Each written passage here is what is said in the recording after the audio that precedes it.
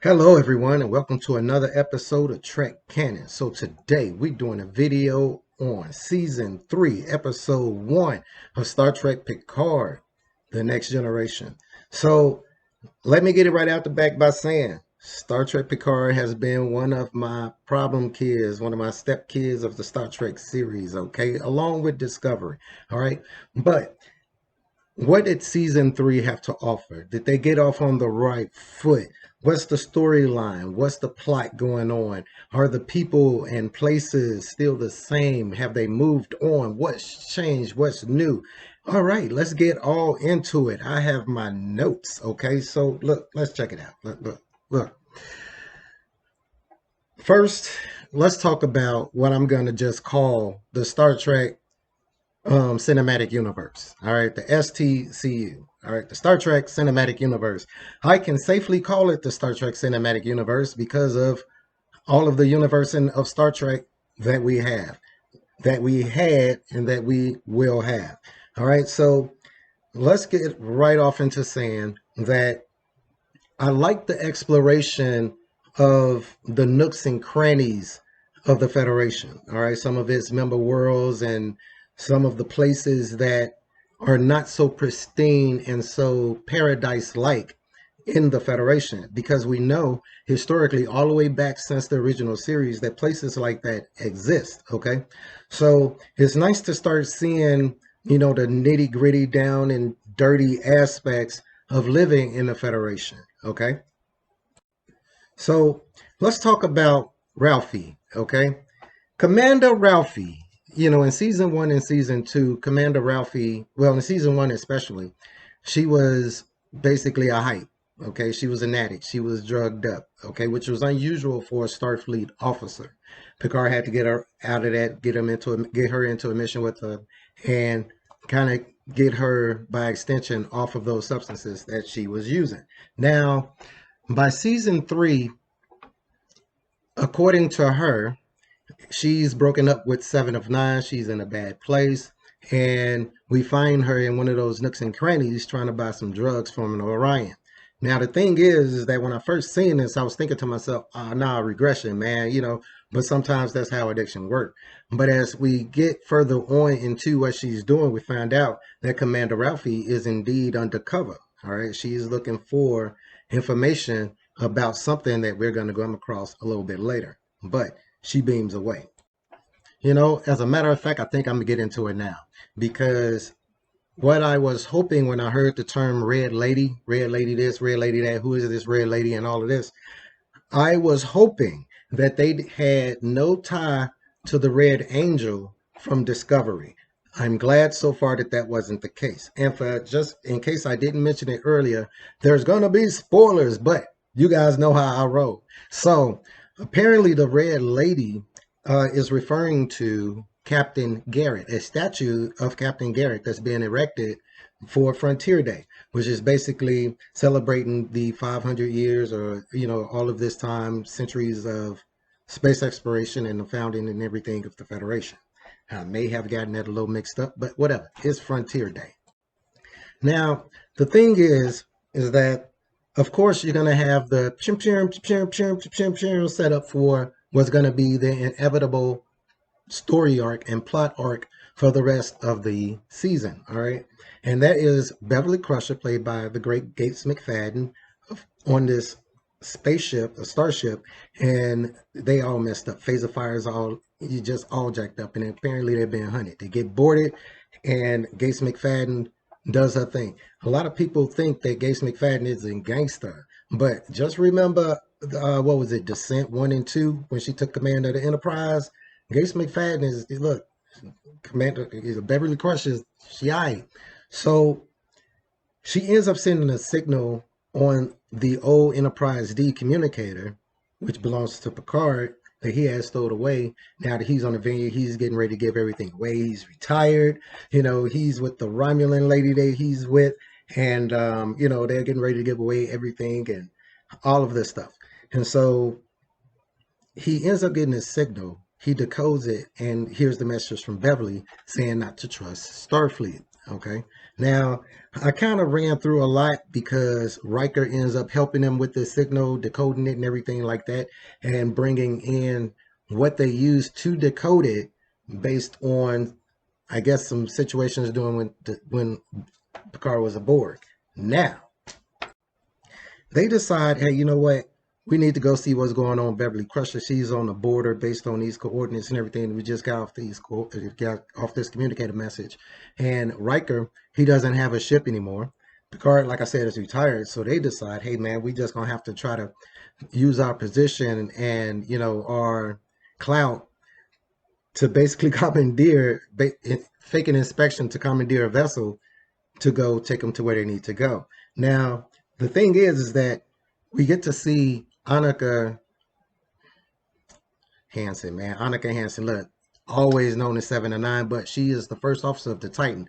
And her commanding officer, I forget what his name is, but he is a butthole, like a hole. Like, he's straight up. He's a legitimate asshole. He has no respect for Picard or Riker, all right? And at dinner time, he really lets them know that. And he ends up even giving them crew quarter things with bunks. He's basically being an unnecessary butt, which I find surprising because these two people saved Earth and the galaxy several times. You know what I mean? You would think that they would be right in assuming that their clout and previous, reputations alone would have been able to have done this. But 7, she corrects him and says, hey, call me Annika. The captain doesn't like that and everything. Come find out the captain doesn't like Picard because he used to be Borg and all this kind of stuff, and how they was always disregarding protocols and crashing things and blowing stuff up, and he was basically like, look, ain't none of that gonna be happening on my ship. I'm going this way, y'all need to go that way. Oh well, y'all coming with us. Anyway, 7 ends up commandeering the ship because 7 is always awesome. Look, let me tell you something.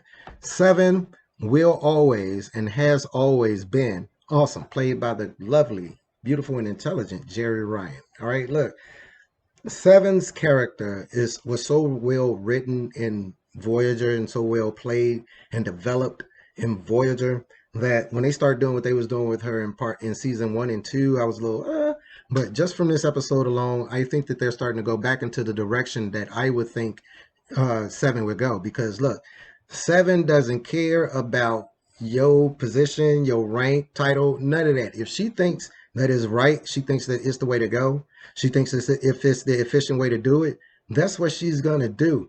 She done bumped heads many times with Janeway simply on that. So when Riker and Admiral Picard get to the bridge, you see, and Annika Hansen get to the bridge, you see the smiling, young, beautiful black ensign, that's the pilot over there at the ship. And she's basically, filled with glee, just big Kool-Aid smile on her face. And come to find out that this is Geordi's daughter. You know what I mean? And I have to figure out, oh yeah, they did say it was Leia. I don't even know how that happened, man, because did Geordi make him a holographic Leia, man, and give her a mobile emitter type of thing, give her some rights, man, and figure out some kind of engineering way to have a kid? Look, I know it's crazy, but I'm putting it past these Starfleet engineers. But anyway, come to find out, she's a pilot, and she's an eccentric pilot, kind of like Tom Paris, but she's crashed some things, kind of like Tom Paris. And she gets the name Crash LaForge. But I really end up liking her as well because she ends up helping 7 do what she needs to do. Because of course she grew up not only knowing Riker and Picard, but knowing what Riker and Picard did for not only the planet and everything like that, but for his crew and especially her father. Now, there's one thing I did notice when they was clearing space dock. Annika gave the command, quarter impulse power. And I got to thinking, hey, did Kirk continuously using impulse power in space dock and they realizing, oh yeah, you're not going to actually hit the doors? Did they realize that, oh man, we can actually change the protocols and, regarding using impulse drive in space dock? So Now we get into Daystrom Institute. And before I talk about what's going on with the Daystrom Institute and why it's connected to this story, people got to understand when you talk about the Daystrom Institute in Star Trek, that's basically saying this is where the top of the top of the top of the top minds go to study and teach. Like the Daystrom Institute is the creme de la creme of educational institutions, in the realms of science and AI and computer and technology and all that kind of stuff in all of Starfleet. And it's over 150 member worlds. So you can imagine the caliber of people and minds, and not only that, the caliber of scientific advancements that they're making, things that are on their blacklist. Think of things like Raytheon and Lockheed Martin, the things that they normally put out for the civilians and things that they make in their black systems, for the military. So when I say that some weapons were stolen from the Daystrom Institute, please understand, people, that these not photon torpedoes, this not some phaser arrays, these not quantum torpedoes. When they say weapons from the Daystrom Institute were stolen, these are weapons that are galactic and universal or solar on scale. Like these are weapons like Daystrom is things like the Genesis, device type, technology level things. So Picard and Riker end up taking a shuttle over to this nebula where they find Beverly in stasis.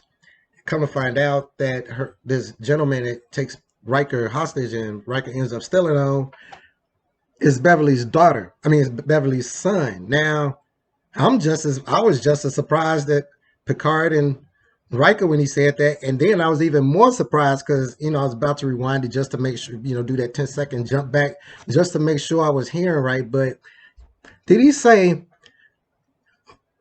yours is Picard's, like Picard and Beverly had a son and like Picard never knew about it? Like that don't strike me as the thing Beverly would do. She don't seem like the type of person that would keep her son away from Picard. As much as she tried to get Wesley to him to be Wesley's, stepdad, I don't think she would have did that. So I'm interested to see how this developed. But lo and behold, they were being followed. When I say they, I'm talking about Riker and Admiral Picard. They were being followed. And we get a shot of this beautiful starship of prey. I ain't gonna call it a bird of prey because we got some bird of preys and warbirds. But it looked kind of like, it almost looked like that ship from Star Trek. Was it Insurrection? I think it was Insurrection. No. It was that last Star Trek one, man, with that bird of prey man thing. I remember what the name of it is, and you know what I'm talking about. But it kind of reminds me of that ship. I'm sitting up here. It was the Scimitar.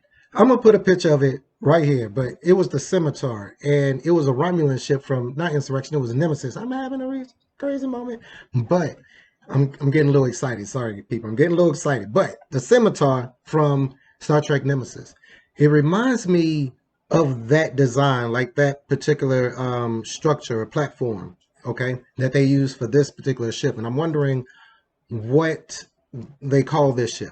Anyway, Ralphie ends up finding out that the Red Lady, like I was talking about, was Captain Garrett's, and Captain Garrett's statue was being memorialized at this frontier celebration on Earth in what looks like San Francisco. So Ralphie is trying to get in touch with Starfleet security, and there's no answer. It looks like she's being jammed. I mean, it sounds like she's being jammed, but it's static. And one of the most, I was like, when they say jaw dropping, I was like, let me tell you something. This is the type of weapons, when I say Daystrom Institute weapons, this is what I'm talking about. It looks like a portal opened up underneath this stadium, right? The whole stadium fell through it. The portal reopened above another part of the city, and the stadium fell through that portal, right, onto another part of the city, and all you could hear was screams. Look, that is Daystrom Institute level weaponry. Okay, so when I say somebody stole some weapons from Daystrom Institute, so we need to find those weapons. We need to find those weapons.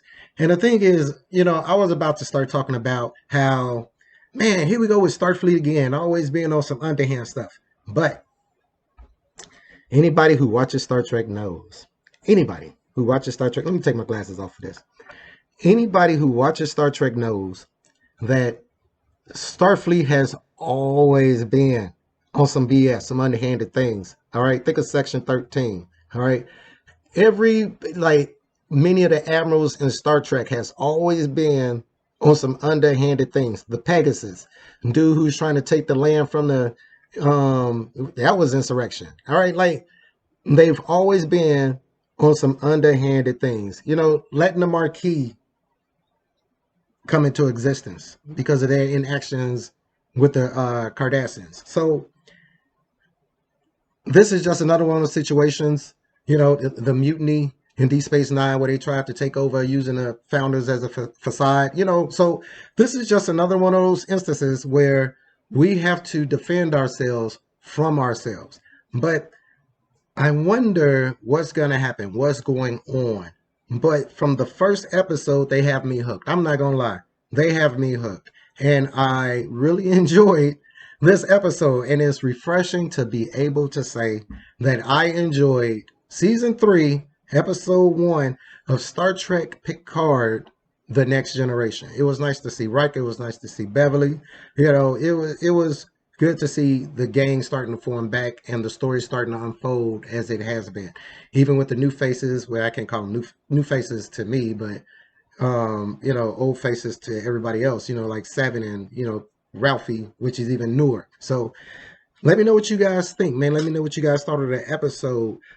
Give this video a thumbs up, a thumbs down. Please subscribe to the channel if you haven't. And as always, peace, recycle, and say the whales. You guys be cool. Star Trek Picard, I like that. I didn't cuss not one time doing it. Seven did, but I didn't cuss not one time. That's strange.